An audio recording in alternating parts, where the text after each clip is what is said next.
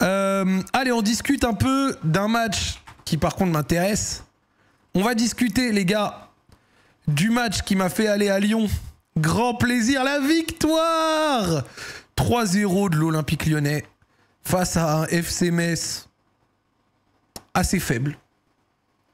À part un moment, genre ils ont eu un petit moment à eux qui n'était pas complètement dégueu. D'ailleurs c'est marrant, je trouve ce truc-là de l'intensité offensive plutôt accurate, tu vois.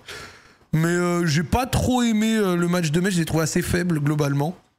Le début de match, les 15-20 premières minutes, avec notamment lui, regardez. Lui, il met la première frappe arrêtée par Descamps. Et il contrôlait bien le milieu de terrain en première mi-temps. Donc Boubacar Traoré, on le connaît, hein, c'est celui qui a été vendu aux Wolves. Mais je l'ai trouvé assez intéressant, le Boubacar Traoré. Le Madjo, il n'a pas eu beaucoup de ballons corrects à jouer. Ça a été des duels avec Niakate. Les deux Géorgiens, tu sens qu'ils ont un peu de ballon, mais pareil, ils n'ont pas eu grand-chose à exploiter. En fait, je vais vous dire la même chose. Et globalement, ouais, c'est très faible du côté de Metz, que j'ai pas trouvé très fort. Voilà. Et de notre côté, bon, bah, match qui fait plaisir. On n'a pas été exceptionnel, évidemment. Mais alors déjà, on va parler d'un mec qui, pour moi, est l'un des... Alors, j'ai pas regardé les 8 matchs de Ligue 1 ce week-end. Enfin, tous les matchs de Ligue 1 ce week-end, pardon. Donc, les 9. Mais par contre, je peux savoir que si tu fais un 11, il y a forcément ce mec dedans. Tyler Mortadon. Mais quel match! Quel match de Tyler Mortadon, au four et au moulin, 4 sur 4 au duel, d'un apport défensif et à la passe assez réussi, centre réussi 3 sur 3, passe longue 4 sur 4, passe clé 4. Voilà, chaussettes basses, anglais, passeur pour le centre de Maitland-Niles, il me semble, sur le but de Tolisso.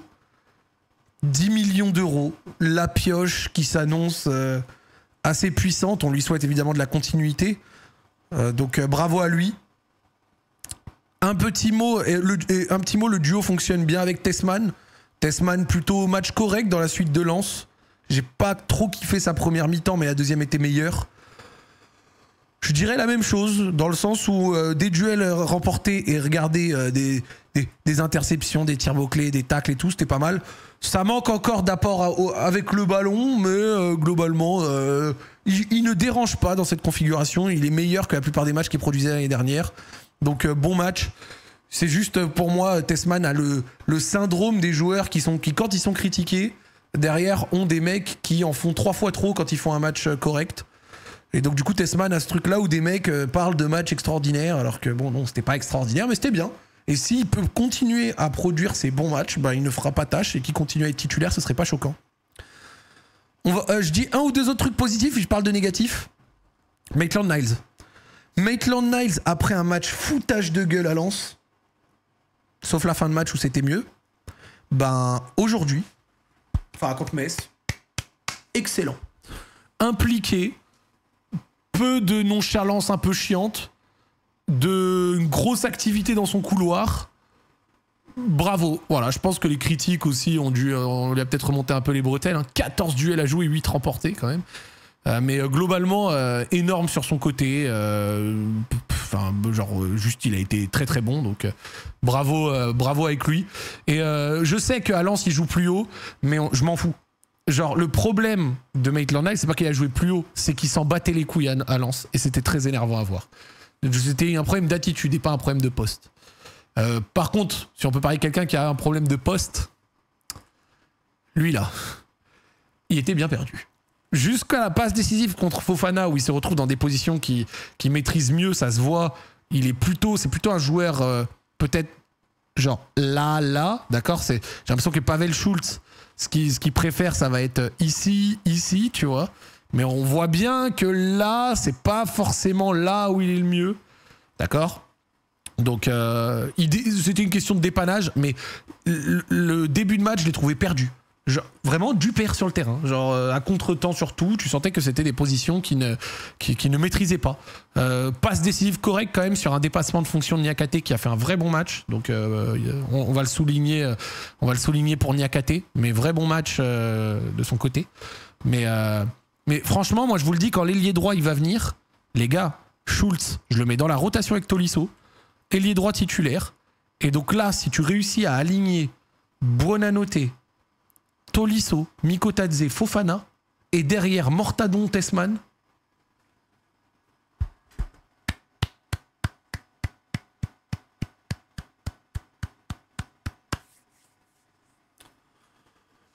Franchement, ce serait très bien.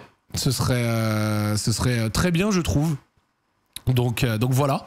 Un mot sur Tolisso. Tolisso buteur. Je le répète encore une fois, Tolisso dans le dernier tiers du terrain, quand il arrive lancé, quand il fait des appels, quand il joue haut, c'est là où je l'aime. Voilà, c'est là où je l'aime. Je l'aime dans ces positions-là. Moi, franchement, je ne bouge pas Morton Tessman si ça permet à chaque fois à Tolisso de jouer aussi haut. Je kiffe le voir jouer dans ces positions. C'est là où je le trouve meilleur. C'est là où lancer dans la surface, ça machin. Enfin, vraiment, vous l'avez compris, c'est la disposition où je trouve ça fonctionne bien. Bonne entrée de Mera en fin de match. Bon match de Niakate. Aussi, et Rémi Descamps qui a le bon jeu au pied comme d'habitude, donc ça marche bien aussi, et l'entrée de Mera était bonne, mais effectivement tu vois, Tolisso et derrière Schultz, Buonanotte, Tessman Morton et derrière Tessman Morton, Mangala Mera, est-ce que c'est scandaleux? Donc voilà, il a rien fait Mera, c'est complètement faux. Je t'invite à revoir son entrée, je te dis pas qu'il avait fait une entrée à taper les étoiles, mais à un moment, il est au milieu de 4 Messins, il fait une espèce de petit tour autour de lui-même pour réussir à sortir sous pression, c'était très joli, très beau. Il a une petite patte qualité technique vraiment intéressante. Je te dis pas qu'il a fait une entrée 4 étoiles, ce serait mentir, mais entrée correcte. Et Carambar, buteur, voilà, donc bravo à lui. Globalement, un bon OL. On a vu certains principes intéressants côté Fonseca, certaines sorties de balles qui étaient plutôt réussies. J'ai été un peu déçu par le pressing quand même. Je pense qu'on peut mieux faire en termes de coordination de celui-ci. Mais ça fonctionne bien. Et surtout, après un calendrier qui incluait quand même un déplacement à Lens, c'était à 6 sur 6. Première fois depuis 2019-2020. Le reste de la saison était horrible, donc on espère faire mieux. Mais... belle réussite côté Olympique Lyonnais. Donc bravo au club. Avant un match quand même extrêmement épicé. Olympico, ce week-end. Olympico face à l'OM. Je vais vous donner un avis quand même pour cet Olympico. Vous prenez pas. Je trouve l'OM assez faible défensivement et notamment d'une très grosse faiblesse dans la défense de la profondeur et qui laisse une liberté aux porteurs tellement grosse que ça en est lunaire. Donc si on garde Malik Fofana et que l'OM presse toujours aussi mal en laissant 40 mètres dans le dos,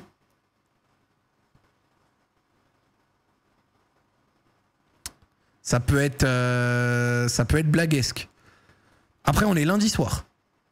Le match est dimanche soir. Tu peux avoir Ordonez qui arrive. Tu peux avoir Fofana qui part. Tu peux avoir mes couilles sur le bureau. Donc, il peut se passer plein de trucs. Mais je le trouve assez bon, pour l'instant, sur le début de saison. Et j'ai vu les deux matchs des deux équipes. Et sincèrement, pour l'instant, je pense que là, maintenant, au 26 août, je pense que l'OL gagne ce match. Genre, je pense qu'on gagne ce match. Je vais pas dire confiant, mais sans doute qu'il y a aussi un peu de mon supporterisme qui parle. Donc voilà, je l'assume. Je pense qu'on gagne ce match. Genre, voilà. Tu feras tomber la culpa après la défaite de Lyon. Oh, c'est possible qu'on perde. Hein. L'OM a quand même Greenwood. Greenwood est capable de mettre un pétard à tout moment. Il y a Obama, il y a Guiri, donc il y a quand même des joueurs de qualité. T'as toujours Højbjerg. Bon, allez, Rabiot s'il reste. On a vu l'entrée de Bilal Nadir et tout. Mais voilà, hein, pas très objectif quand même. Alors que toi, le Marseillais, t'es très objectif. Frérot, il n'y a pas d'objectivité. T'es Marseillais, je suis Lyonnais, il n'y a pas d'objectivité. Je dis juste que j'ai vu les 2 matchs des 2 équipes.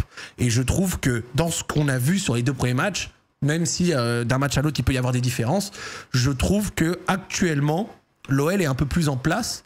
Par contre, sur la saison, je l'ai déjà exprimé des tonnes de fois, je pense que Marseille finira confortablement 2e selon la fin du recrutement, tu vois. Mais la faiblesse défensive de Marseille, est quand même assez marrant. Tu disais pas ça il y a 2 semaines. Bah, il y a 2 semaines, il n'y avait pas eu de match. Il y a 2 semaines, il n'y avait pas eu de match, tu vois. Et pas la même adversité, un déplacement à Rennes, un déplacement à Lens. Les 2, c'est dur. La réception de Metz, la réception du PFC. De relégable. Donc, pour le coup, en termes de qualité d'adversité affrontée, les 2 ont eu des adversités un peu similaires. Mais pour le coup, t'as comparé Lens à Rennes? Ouais. Enfin quoi, genre Rennes est 80 fois meilleur que Lens? Genre. On verra, hein, mais pour l'instant, je ne pense pas. Je ne pense pas. Mais bon, en tout cas, de toute façon, vous avez perdu à 10 contre 11 là-bas, donc en vrai, voilà. Mais bon, on verra dimanche. Mais je trouve qu'on est plutôt pas trop mal. C'est la course à la contradiction ou quoi? Oui, non, mais... Là, c'est la contradiction un peu bas du front, un peu... Nous, on a gagné contre Lens en galère aussi, hein, si on doit être honnête.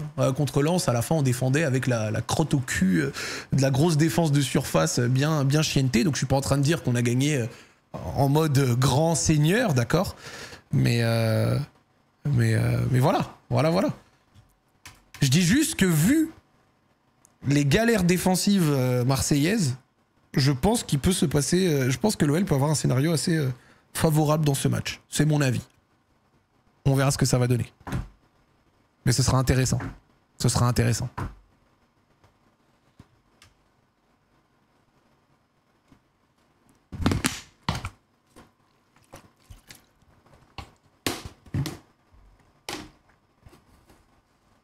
pense que ça va être un beau match de fou.